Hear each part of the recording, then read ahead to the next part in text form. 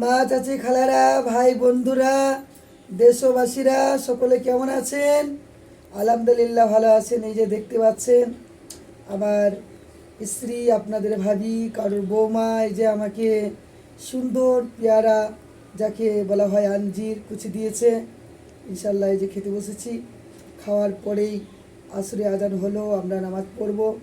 আপনাদের দোয়াতে ভালোবাসায় ইনশাল্লাহ খাবার দাবার ভালো জোটে। আপনারা সবসময় দোয়া করবেন যেন আমরা আরও সুখে থাকতে পারি, ভালো থাকতে পারি। আর এই যে আমার ভিডিওগুলো আপনারা দেখতে পান, আনসার ভিডিও, যে গজল সুরা, হয়তো আপনারা এই অন্ধ ছেলে বলে ঘৃণা করবেন না, সকলে একটু শুনবেন এই প্রত্যাশায় আজকে এই ভিডিওটা আপনাদের কাছে করলাম। একটা পরিবারের ভিডিও, যেহেতু আমাদের পরিবারে হিসাবে অনেক কয়জন, কিন্তু আমরা তিনজন, যেহেতু আমরা, আমার মা, আমি, আমার স্ত্রী, এদিকে আমার ভাই ভাবি আছে, ভাইপো আছে, কিন্তু ওনারা আছেন আলাদা। তো যাই হোক, আমরা এই সুখী পরিবার, ছোট্ট পরিবার, ইনশাল্লাহ যাই হয় আপনাদের দোয়াতে মহাব্বতে ইনশাল্লাহ চলে যায়, কিন্তু অভাবও নেই, ছড়ছাড়ও নেই। এ পর্যন্ত আপনাদের ভালোবাসাতেই চলে। আর আপনাদের দোয়া যদি আমার সাথে থাকে তাহলে আরও বাড়তে পারবো, কি বলেন?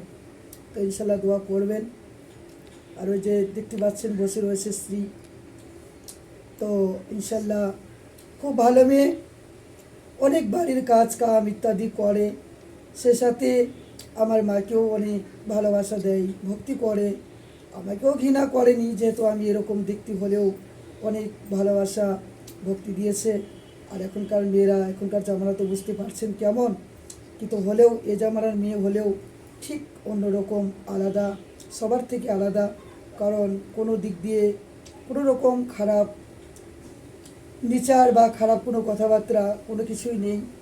নামাজ কালাম হয়তো পড়তে পারে না, তবুও যতটুকু পারে শেখার চেষ্টা করে, আর আপনাদের দোয়া নেওয়ার চেষ্টা করে। সকলে দোয়া করবেন। আর এই যে পেয়ারাটা খুব মিষ্টি, খুব সুন্দর বানিয়েছো। এরকম পেয়ারা আবার বানাবে, একটা খালাম্মা দিয়ে গেছে, খুব ভালো পেয়ারা, আবার কাল নিয়ে আসবো। কেমন? খোদা হাফেজ।